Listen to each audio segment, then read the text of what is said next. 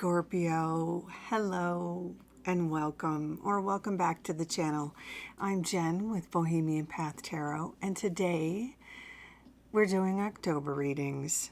I've got the Light Seers Tarot here, and as usual, this is a general reading for a general Scorpio audience. That'd be Scorpio Sun, Moon, or Rising. So if you know all three of those placements, please be sure to check the videos for all of those.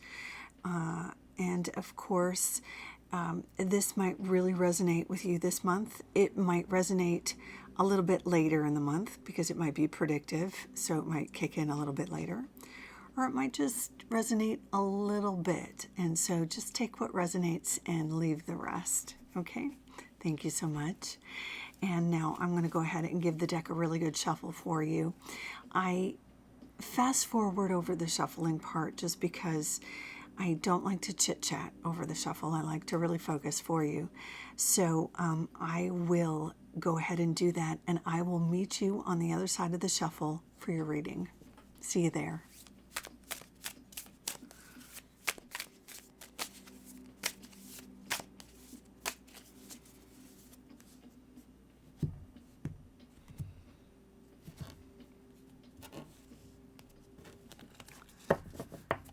Okay, Scorpio, let's see what we've got. Queen of Wands, the Star, the High Priestess, the Nine of Cups. Oh my goodness. Wow.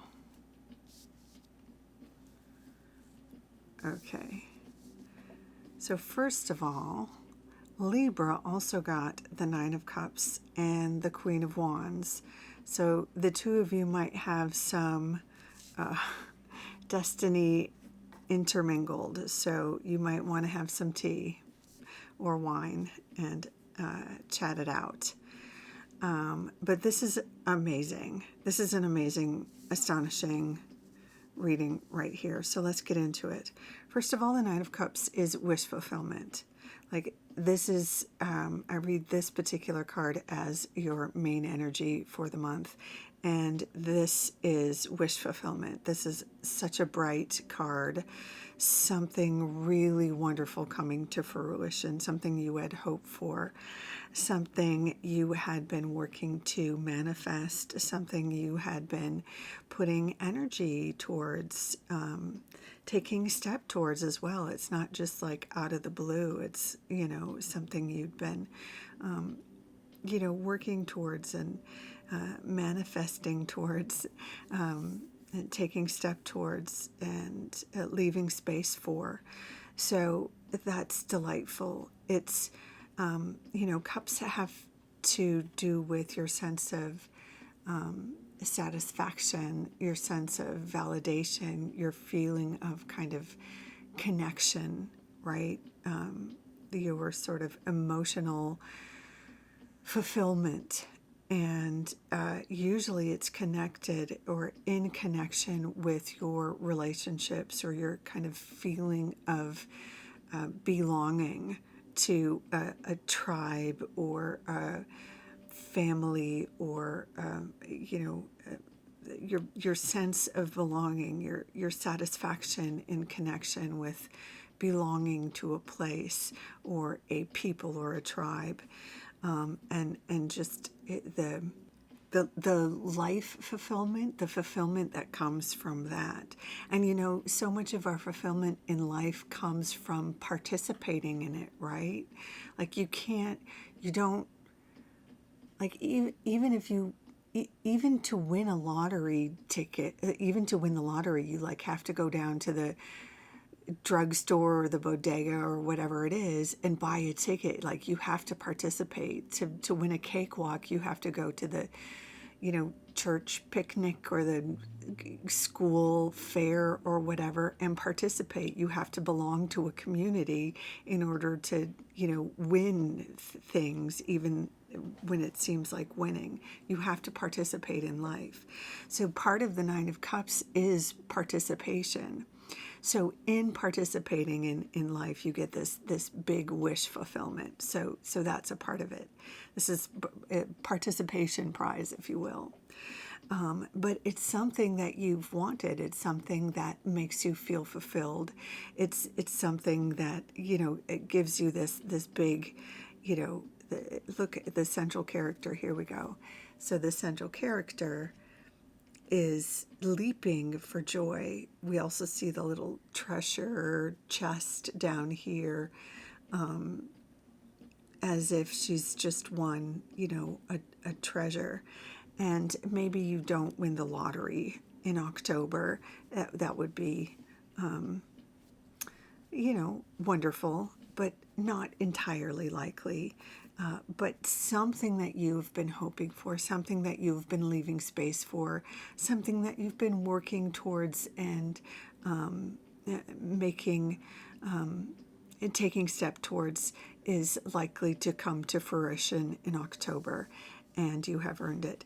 And it looks like maybe one of your collaborators, one of your sort of partners in crime here, the Queen of Wands, is in it with you.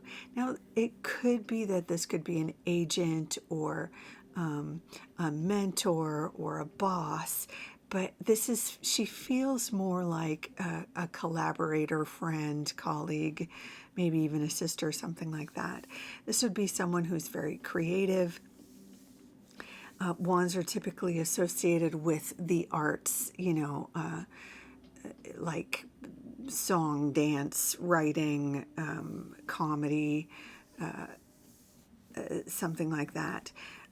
The Queen of Wands is typically someone who is comfortable in front of an audience. She could literally be a performer, but this could also be the kind of thing, someone who's like a teacher or a lawyer, litigator, or something like that, a mediator. And this could be someone who's working with you on whatever this project or this wish fulfillment piece is someone that's working with you in an entrepreneurial way, in an artistic, collaborative way. And here again, we have this echoed again in this star card. The star is kind of like the major arcana octave of the Nine of Cups sort of wish fulfillment. And there's even the more sort of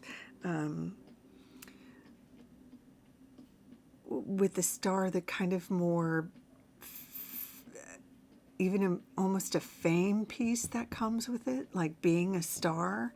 It's not just the piece that you get what you want, but you even get a little more notice. The validation isn't just in, hey, good job, you get this thing, or you win the prize, or you get the job or the role or whatever it is, or but there's also often a kind of a fame piece or an acknowledgement in an I don't know any other way to say it, but like in an not notorious, but the notoriety that comes with. How about acclaim? I didn't get my thesaurus. I just came up with that myself. Let's go with acclaim, like acknowledgement, acclaim, public acclaim. We'll leave it there. You know what I'm getting at. Where there's like people see that you're worthy. People see that there's some sort of recognition. Hey, that's another good one. Recognition. So I would love to know whatever it is. Maybe it's some sort of. It could be on the internet. Maybe you're doing some sort of YouTube channel or TikTok or something like that. It could be in a community, like a community theater play. I use that example a lot. Or it could be even something like in your community. Maybe there was, like, if your friend here, your Queen of Wands friend who's comfortable being in front of an audience, is actually a litigator, and there's you guys have gone to court for some reason and maybe got something overturned or got something put to right, and there's some sort of a public acclaim or acknowledgement, that goes along with that. Those are just a few random examples. That's not going to be true for every Scorpio, right? Use it as it applies in your situation. But something that you had been hoping for, that you've been working on with your friend, your creative, bold, possibly even diva-like friend, that brings you some sort of recognition, comes to fruition. Now, let's look at this last card here, the High Priestess. Obviously, the High Priestess is a more sort of spiritual seeking card. This is all about tuning into your own intuition, which of course, Scorpio, like, you don't even have to think about doing that. That just happens naturally for you, right?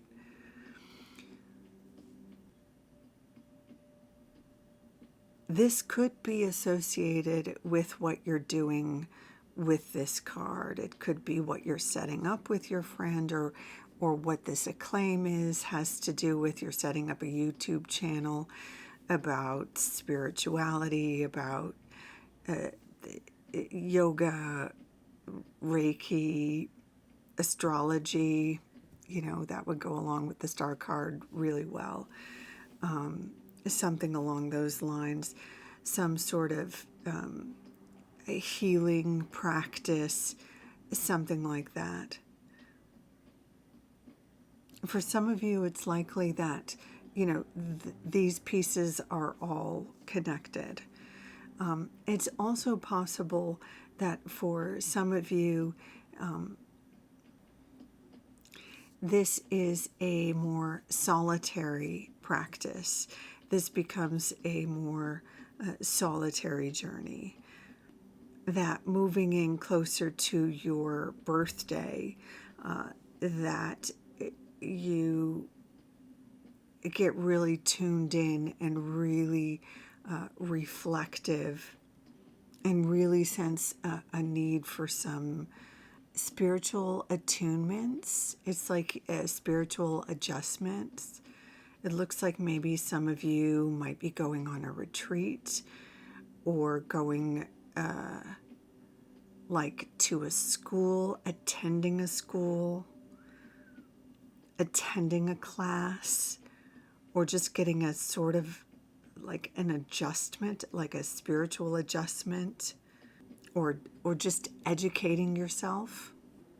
But this feels like a sort of a personal upgrade for your own benefit. That sounds selfish when I say it like that, but I don't mean it, not in a selfish way, but for your own, for your health and well-being. It's like an upgrade, or like an advancement, a personal advancement. Does that make sense? Okay. Let's see what else is coming through. Let's also point out that with the star card, there's also the element of forward momentum. It's a gentle forward momentum, an easy forward momentum. So if you had been waiting for things to move forward, waiting for something to go through, waiting for a yes, waiting for an answer, this is where the answer comes through. This is where the contract comes in. This is where you get the green light. The thing I like with the star card, though, in terms of like progress, it's not a panic. It's not a sudden jerky motion. It's not a rush. Like some tarot cards are like all of a sudden, like you're step on the gas, you know, and you've got to rush to the next point, or, you know, all of a sudden you're falling into the next plot point. The Star card is a nice, gentle, easy, obvious transition. It's a yes. It's the thing that you've been waiting for is now arrives. You have reason to be hopeful. You have reason to move forward. It's the light at the end of the tunnel. It's also hard to explain, but there's also the sense within this specific reading, this sense of enlightenment, or a through line of enlightenment where answers start to come in. With the Queen of Wands, who is a character who is surrounded by light. You can even see it in the arch. She's, in this depiction, she's surrounded by little tea lights and candles. Let's see if we can get her. And she's got a little flame of light in her palm. And the Star card, our central character here, has got like a lasso of light, and of course the stars around her. Maybe they're fireflies around her, and there's a little Milky Way in the sky. And then in our High Priestess card, there's the kind of whoosh of light around her, and the third eye is opening up, and some, I don't know, are these stars leading down as if she's getting a download from the cosmos. I'm going to probably make this one your central card here, or your art card in the title sequence. But she's getting kind of a third eye download. There's just this real sense of enlightenment that comes. And of course, as I mentioned much earlier in the reading, this looks like her heart is exploding with, I don't know, maybe sunlight or something. So it looks like some answers are coming in from various sources. Cosmic answers, yes answers, invitations, and it's the stuff that you had been holding space for, stuff that you've been working towards manifesting, and maybe even, you know, some answers in terms of, you know, questions you had maybe about friendships and relationships and family stuff and maybe business stuff.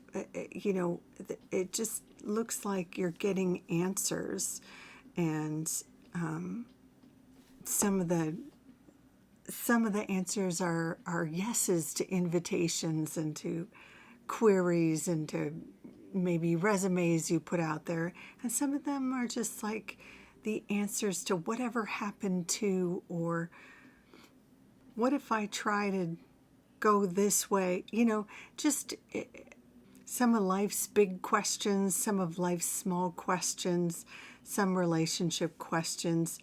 It's just enlightenment in a number of different directions coming in this way. I think by month's end, not only are you going to have more answers, but I think you're also going to have maybe some changing plans, because when these answers come in, it might shift some things for you. It might change some of your directions, so that as we start moving in beyond your birthday even, and start looking into the new year, you might start changing your plans and changing your trajectories with this new information. It looks like it's going to open up some new possibilities for you, because it's bringing you answers you hadn't expected. Scorpio, here's to an enlightening October. I hope you love it. Thank you so much for dropping by. If you like this reading, I hope you'll consider giving it a like, a share, a subscribe. In any case, until next time, take good care. Bye for now.